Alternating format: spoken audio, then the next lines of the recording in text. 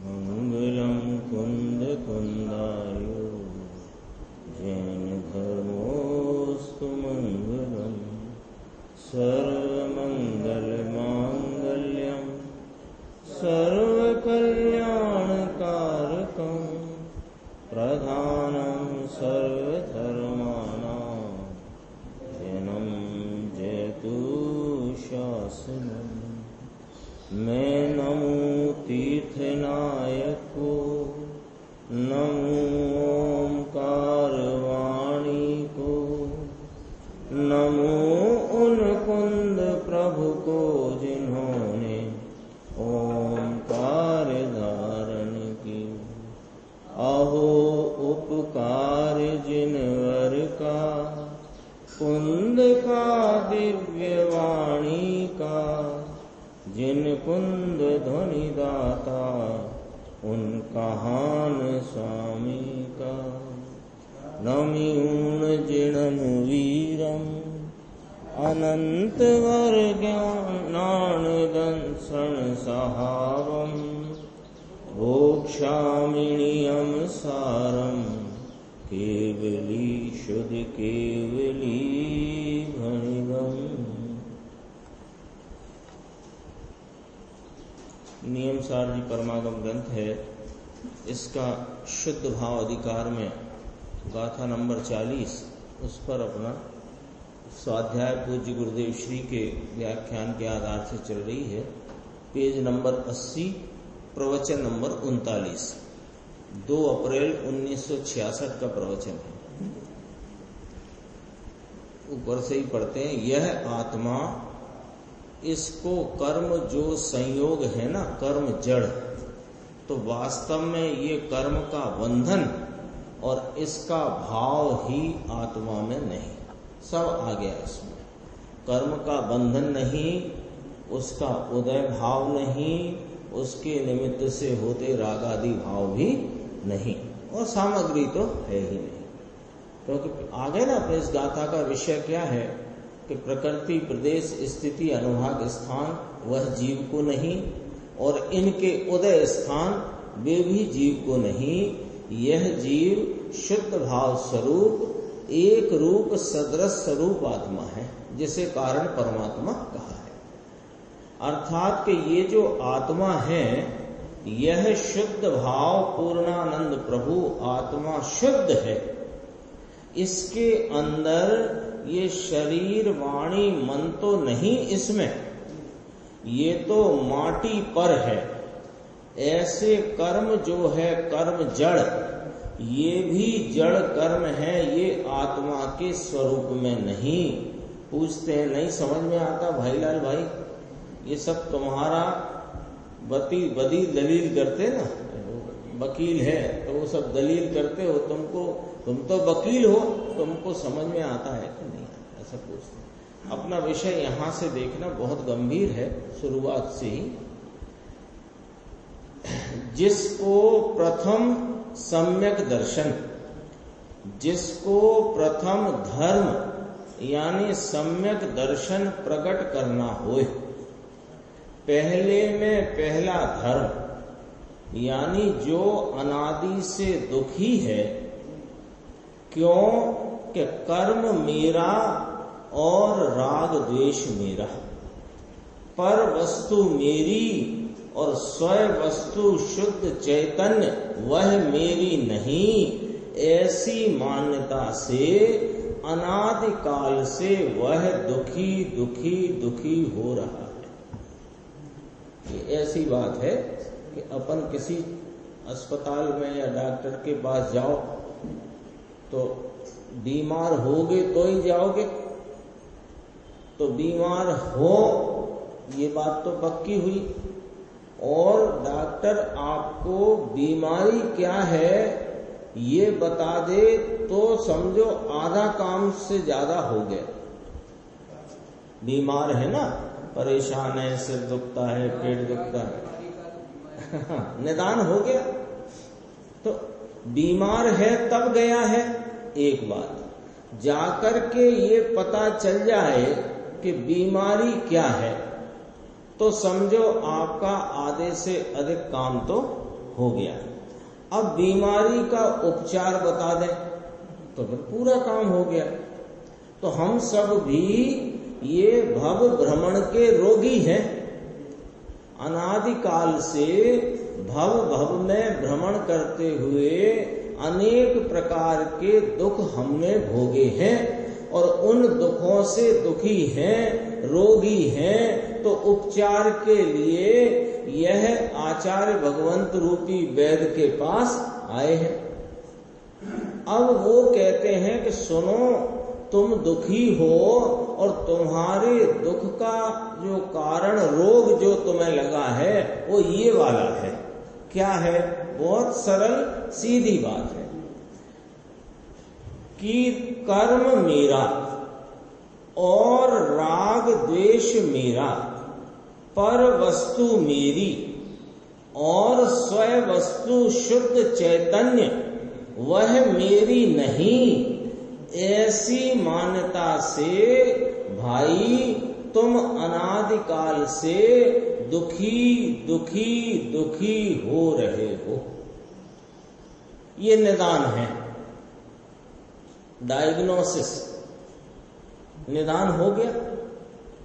क्यों दुखी है? इसको लगता है कि मेरा पुत्र नहीं है इसलिए दुखी हूं, इसे लगता है कि मेरे पास संपत्ति की कमी है इसलिए दुखी हूं, इसे लगता है कि मेरे हाथ में लकवा है इसलिए दुखी हूं। अनेक प्रकार से तुम दुख की कल्पनाएं करते हो। वे कहते हैं ये दुख के कारण ही नहीं। कल आया था, कल गुरुदेव श्री की सीडी के प्रवचन में आखिर में आया था कि देखो, आत्मा दुख का कारण नहीं और पर संयोगी चीज दुख का कारण नहीं। दुख तो शुभ अशुभ भाव जो तेरी परिणति में है वही दुख रूप है और वह मेरा है, ये तेरी मान्यता उस दुख का कारण है।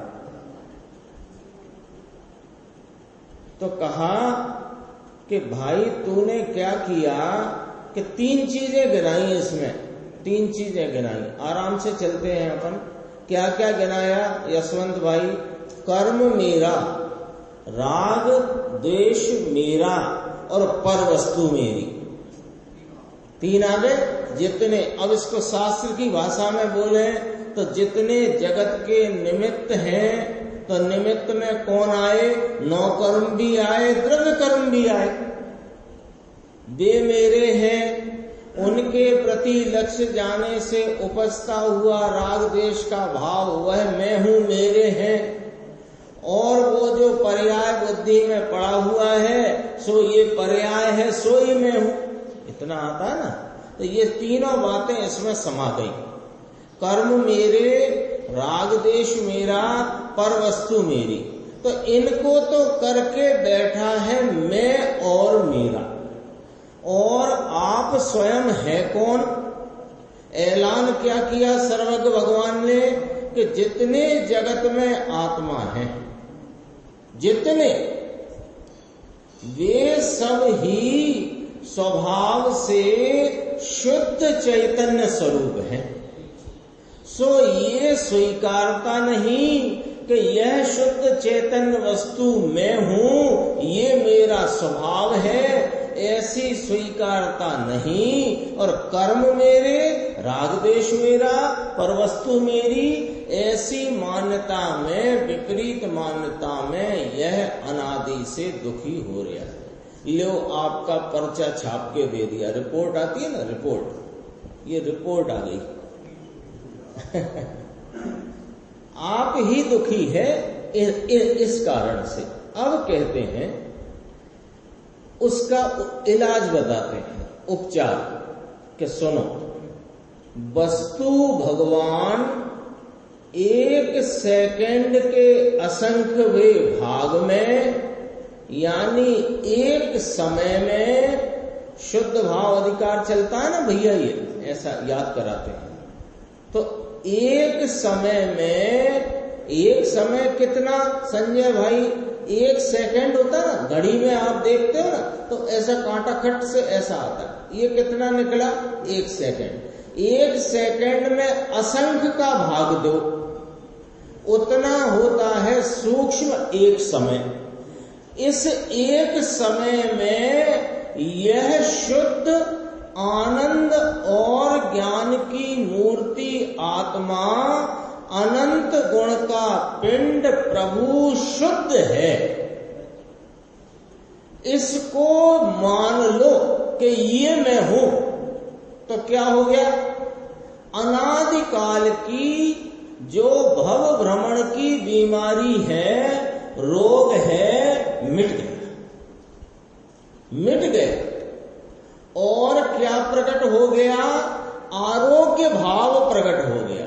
रोग भाव मिट गया, आरोग्य भाव प्रकट हो गया, और इसका ही अवलंबन लेकर के पूर्ण आरोग्यता भी प्रकट हो जाएगी। पूरी बात करी, एक पैराग्राफ, छोटा सा पैराग्राफ, गुरुदेव को बोलने में 1-1.25 मिनट लगा होगा, लेकिन गंभीर कितनी है बात। एक समय माने 1 सेकंड के असंख्यातवें भाग में हाजरा हुजूर विद्यमान तत्व शुद्ध आनंद ज्ञान की मूर्ति यह आत्मा, यह मैं आत्मा अनंत गुण का पिंड प्रभु शुद्ध है, शुद्ध है, परिपूर्ण है। कैसा? कि जैसे सिद्ध विराजते हैं वैसा। इसको अपना नहीं मानता, ये स्वयं है, इसको अपना नहीं मानता। और ये जो कर्म बंधन, शरीर, वाणी, मन और कर्म के भेद और उनके सब प्रकार यह मेरे में है, ऐसी मान्यता वह मिथ्या दृष्टि की दुखदायक पाप दृष्टि अनादि की है।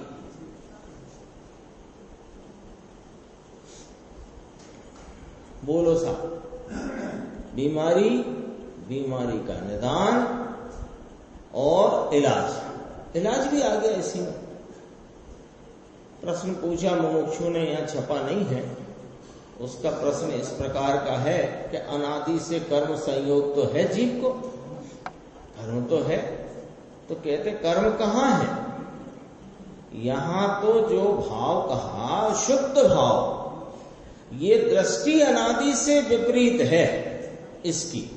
ये तो शुद्ध भाव जो 38वीं गाथा में जिसका वर्णन प्रारंभ किया अथवा वर्णन कर ही दिया, 4 भावांतरों से अगोचर पंचम परम पारणामिक भाव स्वरूप यह शुद्ध चैतन्य भाव वह मैं हूं, बता दिया ना।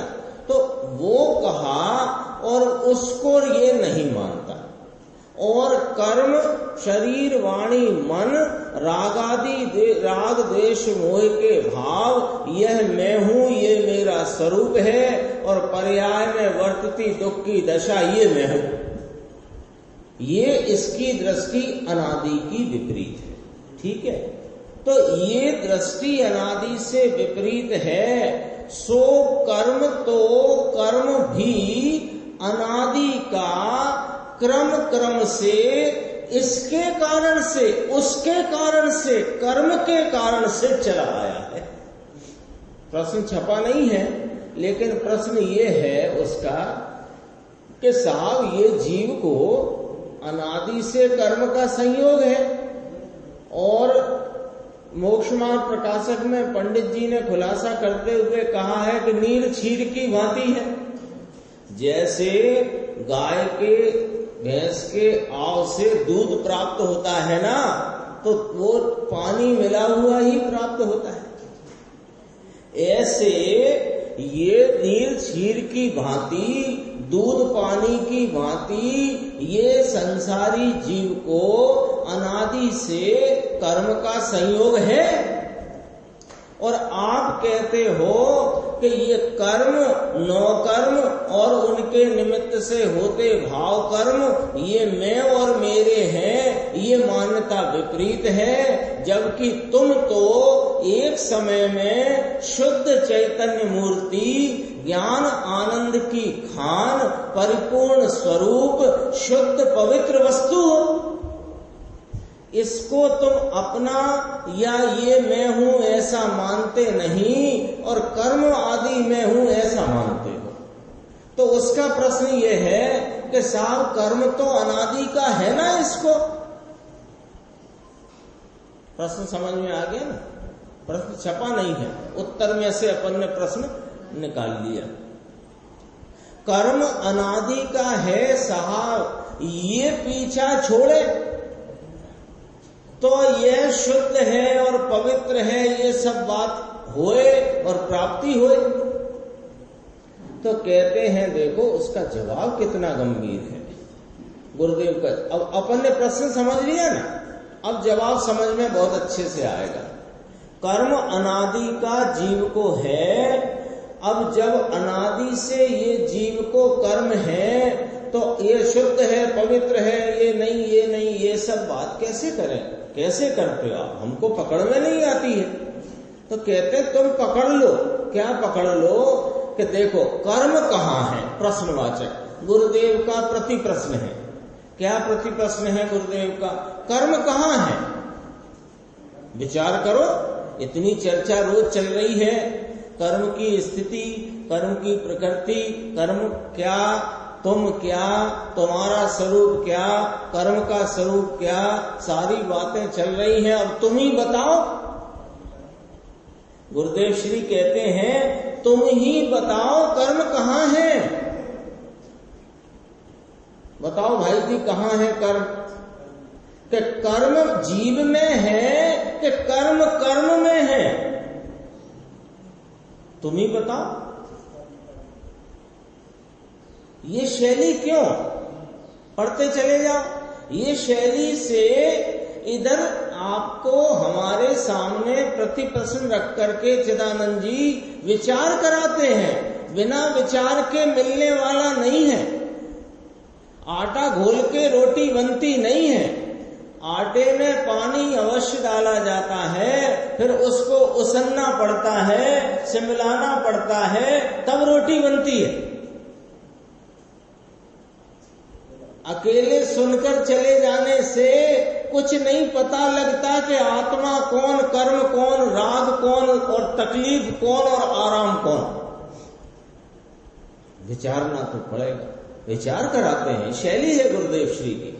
अब यहां कहते हैं संजय भाई कर्म कहाँ है? तो बताओ, आप बताओ कर्म कहाँ है? कहाँ है कर्म?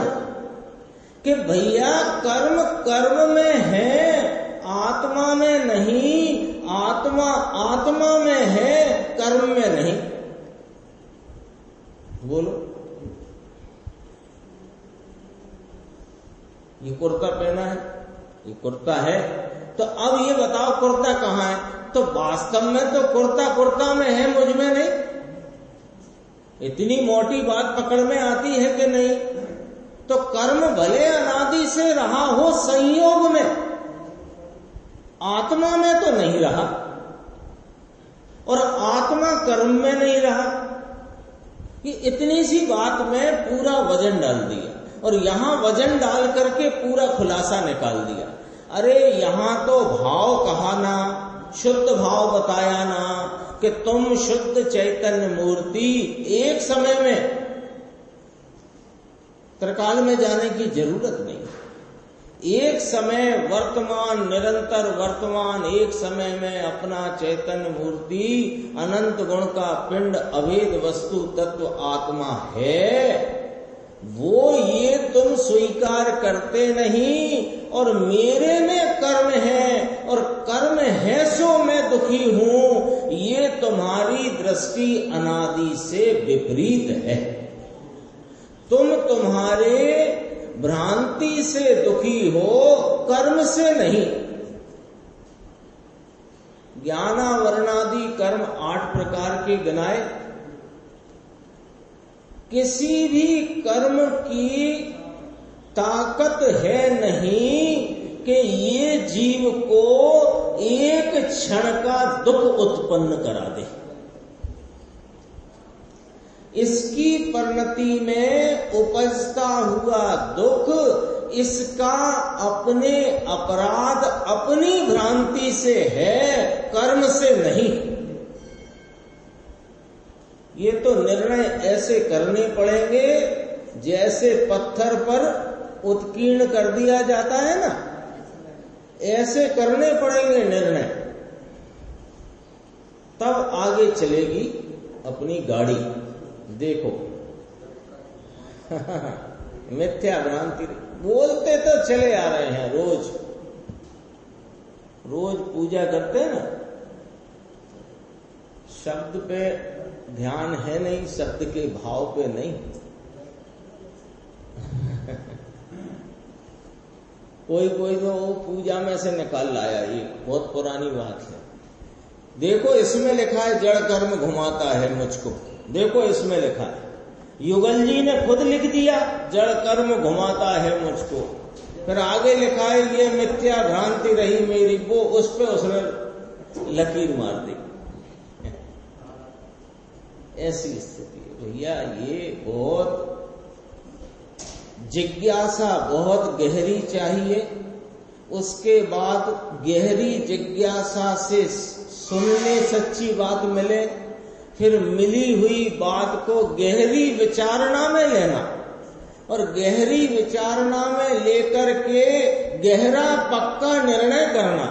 तो ये बात खरी निश्चित है कि इस मनुष्य पर्याय जो अभी वर्तमान में मिली है, हमारा कल्याण सुनिश्चित है, कोई रोकने वाला नहीं।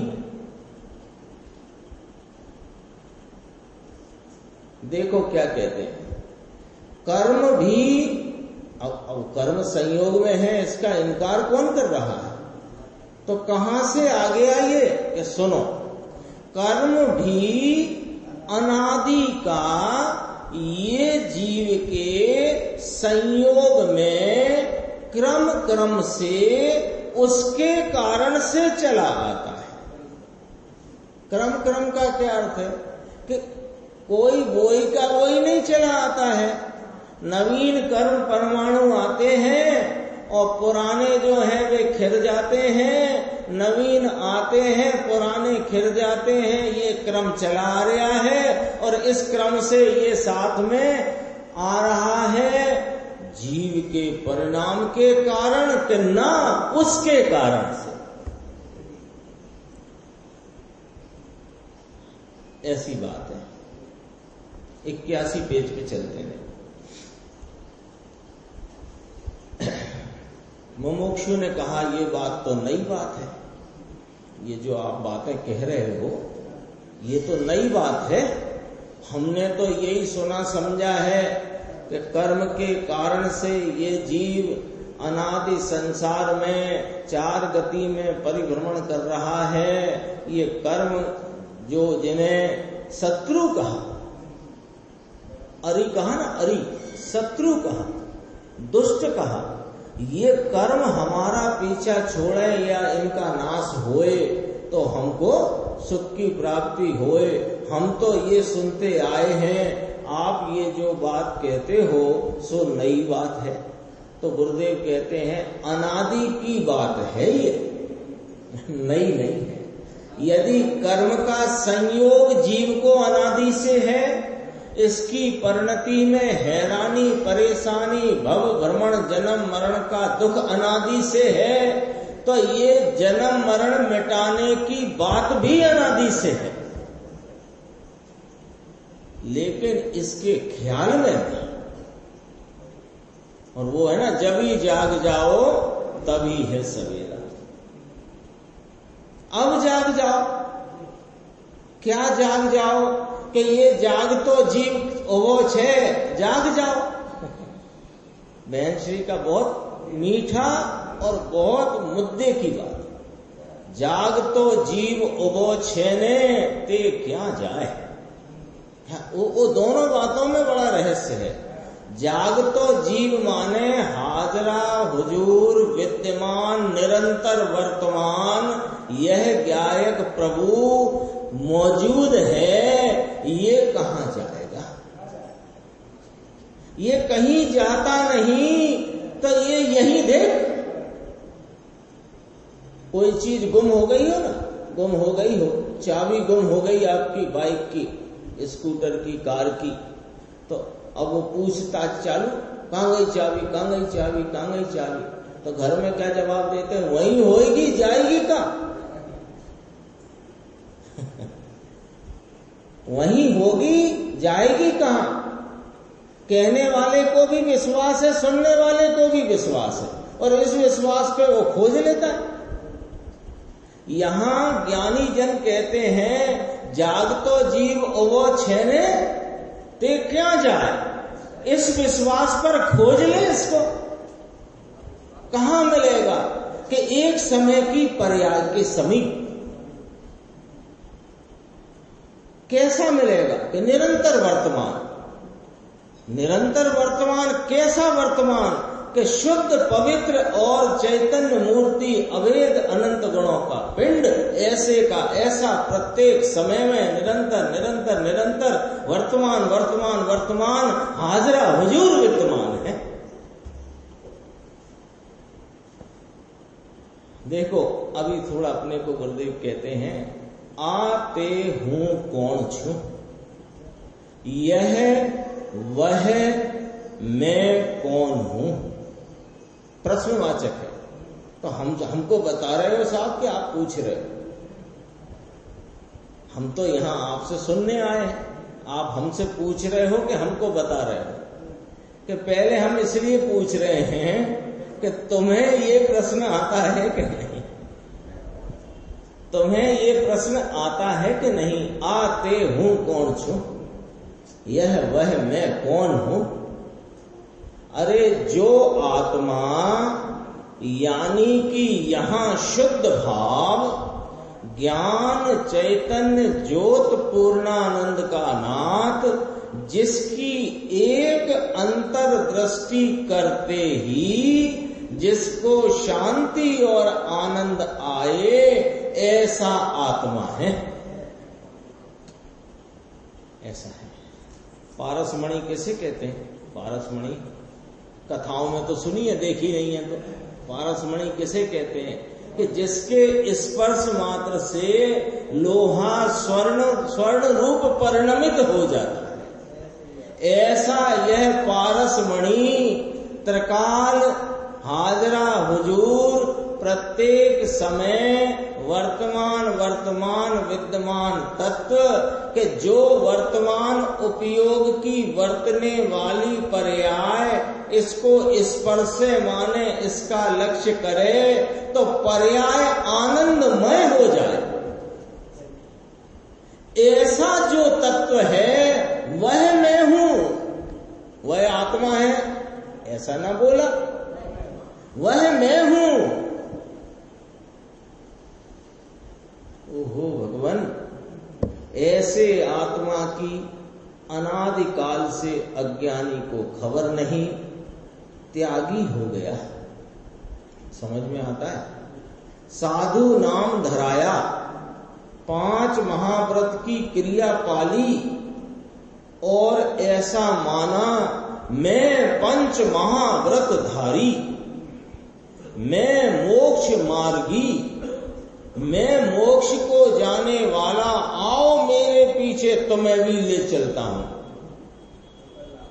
और स्वयं पर का भान नहीं, दोपहर का विषय कहां जा रहा है? आओ मेरे साथ में ले चलता हूं। तो जहां जा रहा है वहीं ले जा रहा है, गलत तो नहीं कर रहा। आओ, अपने को 5 महाव्रतधारी मानकर बैठा है, इस शुद्ध चैतन्य ज्योत जिसकी अंतर्दृष्टि है नहीं, इसका भान है नहीं, एक समय की पर्याय में वर्तते मंद कषाय रूपी राग के भाव को हितकारी मानकर, मोक्ष का मार्ग मानकर दौड़ रहा है और कह रहा चलो चलो चलो मेरे साथ आओ, मैं ले चलता हूं। तो ले तो अवश्य जा रहा है वो, पर कहां? कि जहां वो जा रहा है वहां संसार के खाई में चला जा रहा है, तो संसार की खाई में ले जा रहा है। खाई समझ गए ना, दो पर्वतों के बीच में जो खाई होती वो खाई। नाम वाम लेता नहीं है, आपको सबको पता है संसार की खाई कैसे कहते हैं। पंच महाव्रत की क्रिया पाली ऐसा माना, लेकिन ये सब मिथ्या दृष्टि अनादि से दुखी है। ये आत्मा देखो, ये आत्मा, इसकी बात अपन आगे 83 नंबर पेज पर करते हैं। जो अपनी टीका की लाइन आई ना, सदा निरुपराग जिसका स्वरूप है, आई थी ना, यहां से शुरू थी टीका, यहां से शुरू थी। सदा निरुपराग जिसका स्वरूप है, ऐसा निरंजन निर्दोष, अपने को यहां से ये बात मिली है ना, ऐसा निरंजन निर्दोष निज परमात्म तत्व को वास्तव में द्रव्य कर्म के जघन्य मध्यम अथवा उत्कृष्ट स्थिति बंध के स्थान नहीं। तो गुरुदेव इसमें लॉजिक से कहते हैं, जब कर्म ही जिसको नहीं तो फिर उसकी मुद्दत इसको कहां से आई? जब कर्म ही इसको नहीं तो मुद्दत तो कर्म में पड़ी है, जब कर्म ही नहीं तो इसको मुद्दत कहां से आई? क्या शब्द आया है आचार्य परमात्मा के? स्थिति स्थान नहीं, कर्म के स्थिति स्थान जीव को नहीं। स्थिति स्थान किसे कहना? मुद्दत कर्म की, यानी कर्म परमाणुओं की कर्म परमाणु रूप रहने की मुद्दत। तो जब कर्म ही इसको नहीं तो फिर मुद्दत इसको कहां से आई? समझाणु का ही लॉजिक है ये। हाँ, जब है ही उस पे है ही नहीं। ज्ञानावरणादि अष्टविध कर्मों के उन कर्म के योग्य ऐसे जो पुद्गल द्रव्य का स्वयं आकार वह प्रकृति बंध है। स्थिति बंध की बात कर दी, पहली बात स्थिति बंध की कर दी। कहां से करी? याद रखना कि सदा निरुपराग जिसका स्वरूप है, ऐसा निरंजन निर्दोष निज परमात्म तत्व, इसको वास्तव में क्या क्या नहीं? स्थिति बंध स्थान नहीं, तो कर्म के द्रव्य कर्म के जघन्य मध्यम और उत्कृष्ट स्थिति बंध के स्थान नहीं। अब दूसरी बात कहते हैं, ऐसे निरंजन निर्दोष परमात्म तत्व को का द्रव्य कर्म के प्रकृति स्थान नहीं। तो प्रकृति स्थान क्या होता है कि सुनो, ज्ञानावरणादि 8 विधि 8 प्रकार के कर्मों में 8 प्रकार के कर्मों में उन कर्म के योग्य ऐसे जो पुद्गल द्रव्य का स्वयं आकार वह प्रकृति बंध है। ठीक है ना? थोड़ा समझना हो तो एक उदाहरण अपन रख सकते हैं। जैसे कोई मिट्टी के 8 प्रकार के बर्तन बनाता है, मिट्टी के 8 प्रकार के बर्तन बनाता है, तो 8 प्रकार के वे बर्तनों में क्या है कि उन बर्तनों के आकार के योग्य, जैसे घड़ा, सुराही, गिलास, कुल्हड़, जो कुछ भी है, तो उन प्रकारों के योग्य जो मिट्टी का स्वयं आकार है, उन प्रकारों के योग्य जो मिट्टी का स्वयं आकार है, उसको उसकी प्रकृति रूप बंध या प्रकृति रूप रचना कहा। बंध तो इसलिए कहा कि द्रव्य कर्म को बंध कहते, बंध बनता है ना, इसलिए। तो ज्ञानावरणादि कितने प्रकार के? 8 प्रकार के। कौन है कि ये कर्म है। इनमें उन कर्मों के योग्य जो पुद्गल द्रव्य का स्वयं आकार, पुद्गल द्रव्य का रजकण परमाणुओं का स्वयं आकार वह प्रकृति बंध है, सो उसके स्थान इस निज निरंजन परमात्म तत्व को नहीं है, ये शुद्ध भाव में नहीं है। थोड़ा गुरुदेव ने लिया है नीचे, स्वयं आकार का अर्थ किसी भाई साहब ने स्वीकार कर दिया। स्वयं आकार शब्द है ना, उसका अर्थ कर दिया स्वीकार, पुद्गल द्रव्य का स्वीकार, वह प्रकृति बन गई। क्योंकि जिसके माथे में ये घुसा हुआ है कि आत्मा और कर्म के संयोग को जो आत्मा की वस्तु देख रहा है वो ऐसे ही अर्थ निकालेगा। क्या हुआ है? आत्मा और द्रव्य कर्म पुद्गल परमाणुओं की रचना ये अनादि से जीव के संयोग में तो है, पर जीव से न्यारे हैं कि जीव के हैं? जीव से न्यारे हैं, जीव के तो है नहीं। लेकिन जिसने मान के ही बैठा है कि ये जीव के हैं, वो ऐसा अर्थ ऐसा अर्थ कर लेता है। स्वयं पुद्गल द्रव्य के स्वयं आकार को स्वीकार कह दिया कि इस आत्मा ने जब पुद्गल द्रव्य का उस प्रकृति रूप से स्वीकार किया तो इसका नाम प्रकृति बन गया। ऐसे विपरीत अर्थ करने वाले क्यों बैठे हैं? क्योंकि विपरीतता का लकड़ा खोसा हुआ है।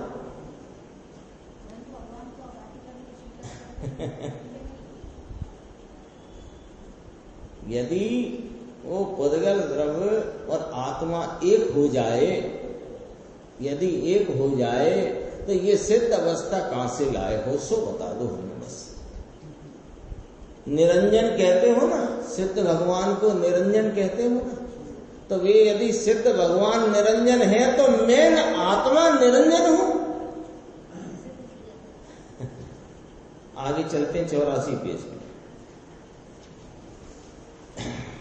कहते हैं नीचे वाली 5 लाइन, कहते हैं ऐसा भगवान आत्मा जहां तेरी दृष्टि थमे और थमने लायक ऐसा तत्व है। ये 2 बातें कही, इसको जरा ऐसे पढ़ते हैं कि यह भगवान आत्मा, यह शुद्ध भाव, एक रूप निरंतर वर्तमान सदृश सदृश सदृश सदृश त्रिकाल काल प्रवाह में वर्तता हुआ निरंतर वर्तमान एक रूप ध्रुव सदृश परम पारणामिक भाव स्वरूप ये भगवान आत्मा जो दृष्टि थमने लायक है और तेरी दृष्टि थमे ऐसा तत्व है। 2 बातें कही हैं, बड़ी मुद्दे की बात कही है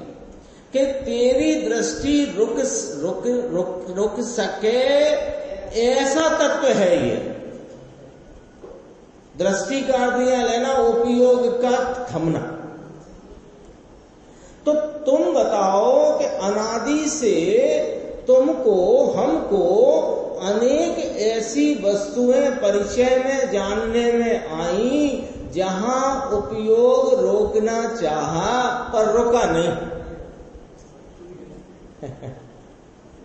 जगत में है ना, शादी में गए, आजकल तो कितने काउंटर और कितनी मिठाइयां, कितने वहां भी इसका एक जगह चित्त लगता नहीं, उपयोग रुकता है क्या?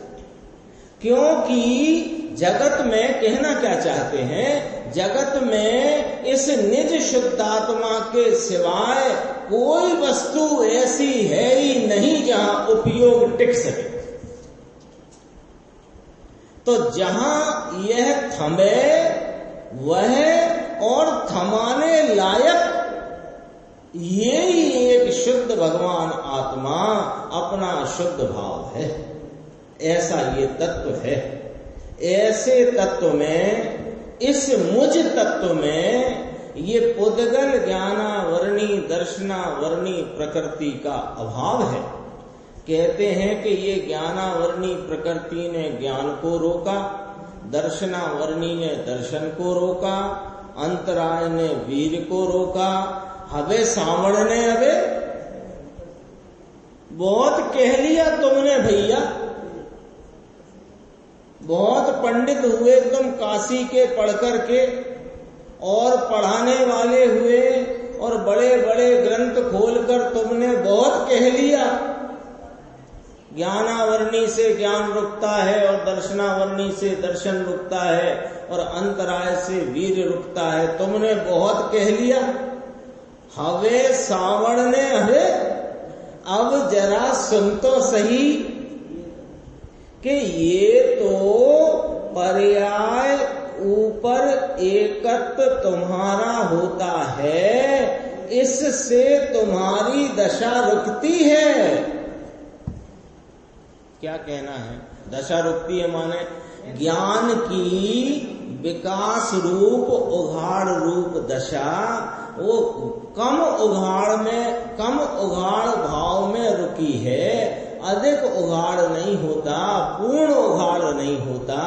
ज्ञान की, दर्शन की, वीर की ये तेरी दशा में उघाड़ की कमी और उघाड़ की पूर्णता नहीं होना, ये तो तुम उस पर्याय ऊपर एकत्व करते हो इसलिए होती है।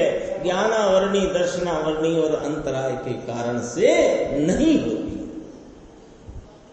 बोलो कितनी गजब गजब की बात है।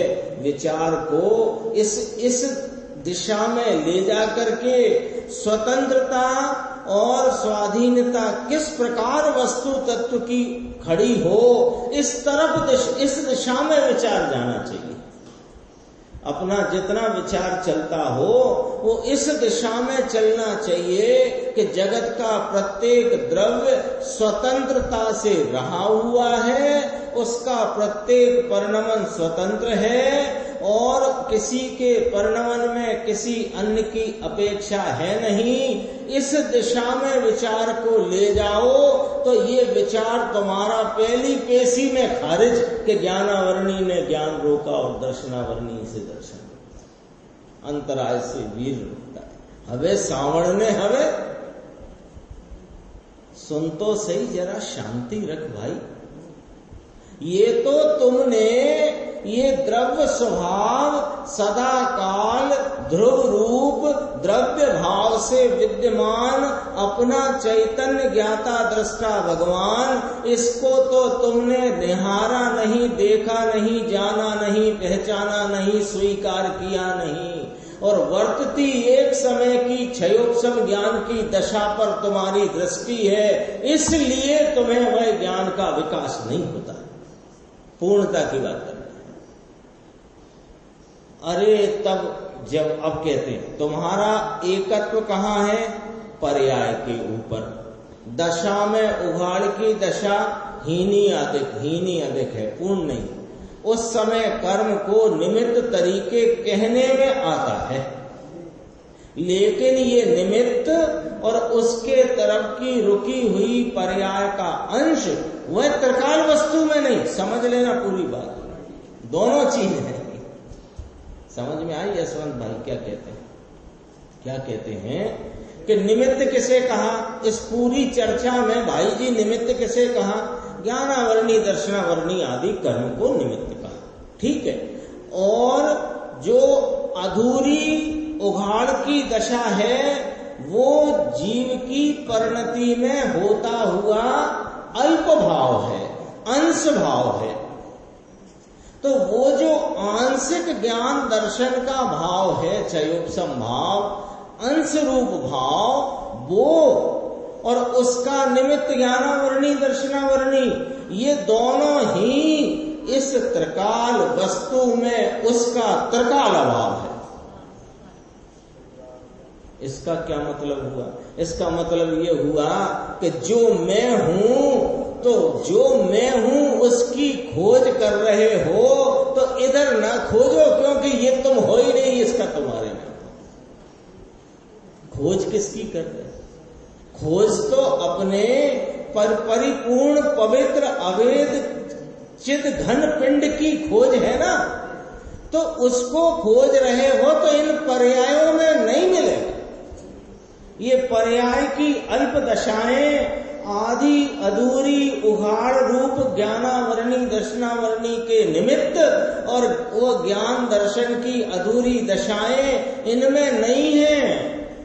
वह तो इनसे त्रिकाल भिन्न सदा काल एक रूप परिपूर्ण स्वरूप से विराजमान है, केवल ज्ञान स्वरूप विराजमान है। देखो कहा, एक लाइन और है। भारी कठिन बात, लेकिन कितना पेज था? 85। यहां तो निज परमात्म तत्व कहा है ना भाई। 8 वर्ष की बालिका हुए तो भी इसका ऐसा आत्मा है और ऐसा आत्मा मैं हूं, ऐसी प्रतीति उसको हो जाती है। 1.5 भंग्यानु शरीर होए, यानी लंगड़ा लूला कैसा भी कोई शरीर होवे तो उसका आत्मा तो ऐसा ही है जैसा सिद्ध परमात्मा का है। शरीर हो आला टेढ़ा, और वह भी इस आत्मा को ऐसा मैं आत्मा हूं ऐसा दृष्टि में लेकर के उसका आनंद पर्याय में प्राप्त कर सकता है, अनुभव कर सकता है। अभी चल रही थी चर्चा, बस वो पूरी करते हैं। 1.5 की बात आई थी मेंढक की, सीडी में मेंढक, तो उसमें तो गुरुदेव ने वो राजा श्रेण, वो क्या नाम था उसका, महावीर भगवान के समोशरण में वो जा रहा था मेंढक फूल आदि लेकर के भक्ति भाव से। उसका महावीर अष्टक में भी जिक्र किया है भागचंद जी साहब ने, पंडित जी भागचंद जी ने।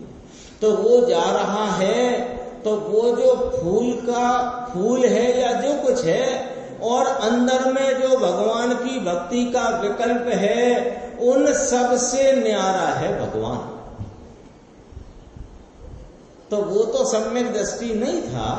सम्यक दृष्टि भी होए मेंढक, अपने आत्मा के भान वाला और भगवान की भक्ति में के भाव से समूह शरण को जाता हुए, तो वो जो समूह शरण में जाने का भक्ति का भाव है उसको अपना मानता नहीं, उसका वह करता नहीं, वह तो अपने ज्ञान परिणाम का स्वतंत्र व्यापक होकर के करता है, जैसे कि माटी घट में स्वतंत्र व्यापक होकर के करता है। वो विषय उसका था। समय अधिक हो गया है।